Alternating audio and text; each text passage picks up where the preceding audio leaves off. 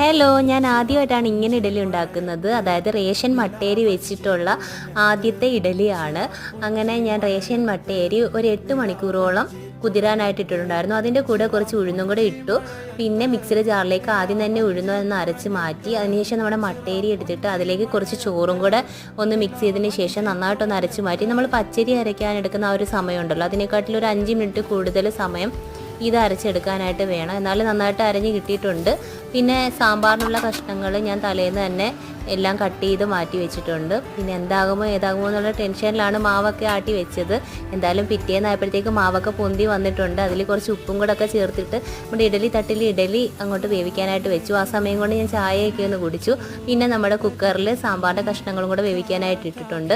അങ്ങനെ ഇഡലി എല്ലാം തണ്ട് വെന്ത് കിട്ടിയിട്ടുണ്ട്. അപ്പോൾ ഇഡലി ഞാൻ ഒരെണ്ണം എടുത്ത് മുറിച്ച് നോക്കിയപ്പോൾ നല്ല സോഫ്റ്റ് ആയിട്ടുള്ള ഇഡലിയാണ്. അങ്ങനെ സാമ്പാറും ഒക്കെ ആയിട്ടുണ്ട്. അപ്പോൾ വീഡിയോ ഇഷ്ടപ്പെടുവാണെങ്കിൽ ഒന്ന് കൂട്ടാക്കണേ. ടാറ്റ.